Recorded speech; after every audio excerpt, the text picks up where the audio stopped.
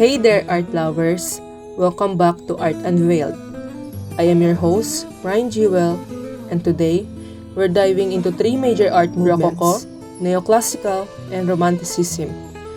These movements might seem totally different, but each one tells a unique story about how we see the world. Ready to jump in? Let's go! First up, we've got ROCOCO, the ultimate art party of the 1700s. Picture this: lavish gardens, elegant fashion, and a whole lot of flirty fun. ROCOCO art is all about lightness, softness, and indulgence. Take The Swing by Jean-Honoré Fragonard. It is one of the most iconic ROCOCO pieces. You've got a woman swinging high in the air, her shoe flying off, while her lover, hidden in the bushes, gets a cheeky view. Wow! The whole scene is playful and flirty, celebrating a carefree romantic moment. The lush garden, pastel colors, and the delicate figures show how ROCOCO was all about pleasure and charm. It's like an invitation to step into a fantasy world of light-hearted fun. Woo! Then there's the Triumph of Venus, created in the year 1740 by François Boucher. Here, Venus, the goddess of love, is surrounded by a dreamlike scene of beauty and luxury. The soft, almost ethereal quality of the painting makes it feel like a serene, sensual celebration of the goddess herself. Venus reclining on clouds is shown as a perfect symbol of love, beauty, and indulgence. ROCOCO was all about celebrating sensuality, beauty, and the softer, more intimate pleasures of life, and this painting perfectly captures that spirit. And for something a little more intimate, check out the Brunette, that was created in the year 1750 by François Boucher. This painting depicts a woman lounging, exuding elegance and quiet beauty. It's subtle but luxurious, showing the idealized version of femininity that was so very popular in ROCOCO art. Everything about her, from her soft expression to the delicate fabric around her, speaks to the ROCOCO style's love for beauty, calm, and refined elegance. Next, we're shifting to Neoclassicism, a movement that turns away from Rococo's fantasy and embraced the ideal of ancient Greek and Rome. Neoclassicism is all about order, reason, and heroic value. The focus is on clear lines, balance, and return to classical beauty and moral virtue. One of the best examples is Psyche, revived by Cupid Kiss, 1787 by Antonio Canova. This marble sculpture shows Cupid tenderly kiss Psyche to bring her back to life. The smooth marble surface and perfect form capture the neoclassical obsession with ideal beauty and classical mythology.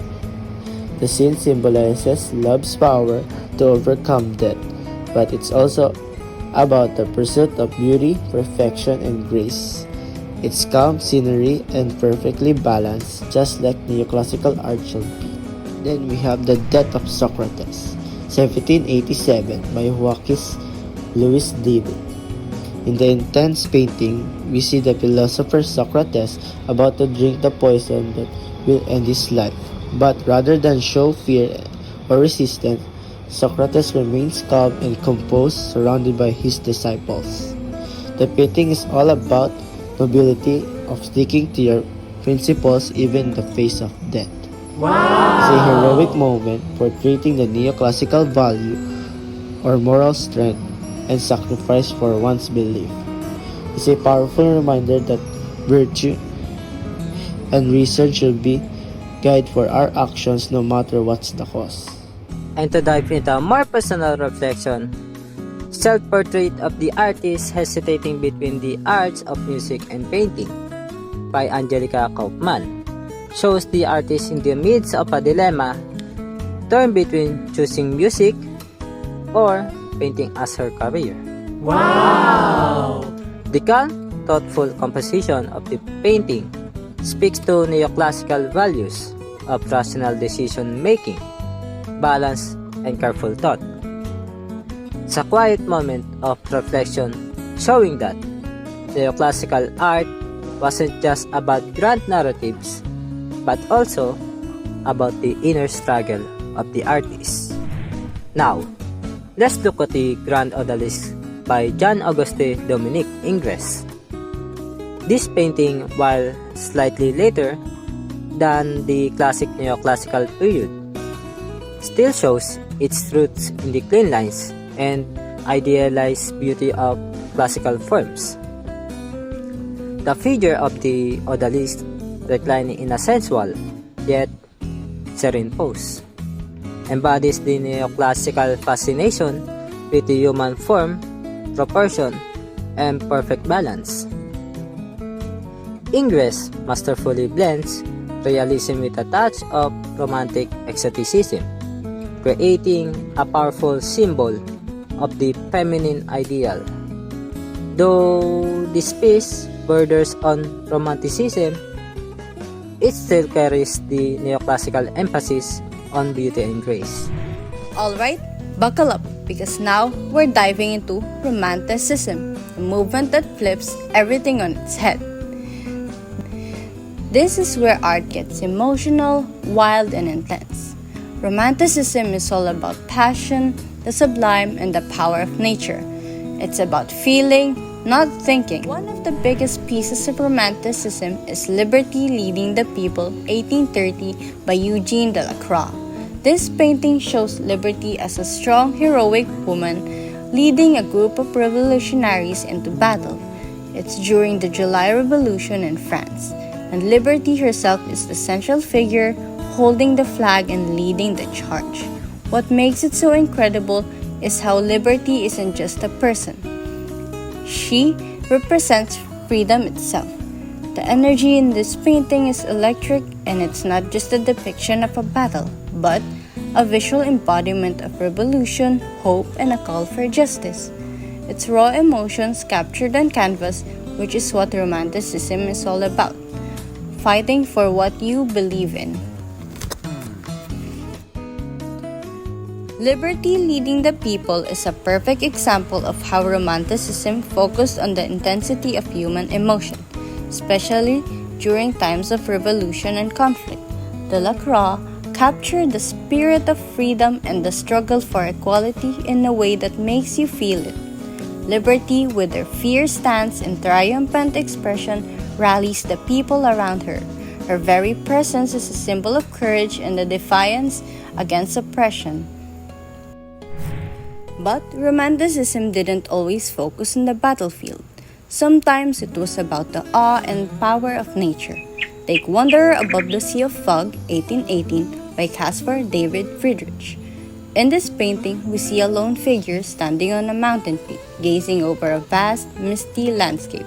It's not about the figure, it's about the sense of overwhelming nature, how small we are in comparison, and the emotional response you have to nature's vast, mysterious beauty.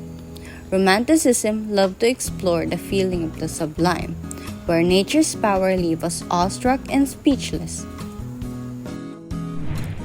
And if you're looking for something a bit darker, check out The Nightmare 1781 by Henry Fuseli.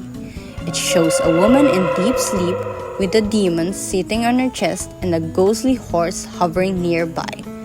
The eerie, dreamlike quality of the painting taps into the darker side of Romanticism, which often explores the supernatural and the fears that haunt our minds.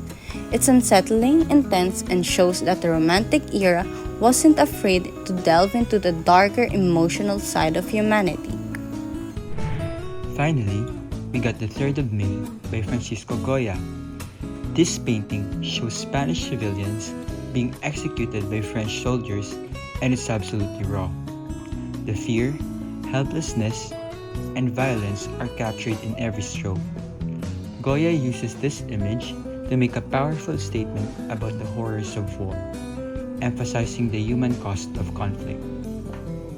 It's a powerful anti-war message and one of the darkest, most emotional pieces of Romanticism. So there you have it, the playful elegance of Rococo, like the swing, to the heroic calm of Neoclassicism, like the death of Socrates, and finally, the intense emotions of Romanticism, like liberty leading the people. Each movement offers something completely different. And remember, liberty leading the people is a painting that really defines the romantic spirit. It's not just art, it's a visual revolution. Thanks for joining us on today's Art Unveiled. Keep exploring, keep feeling, and keep diving into the world of art. Until next time,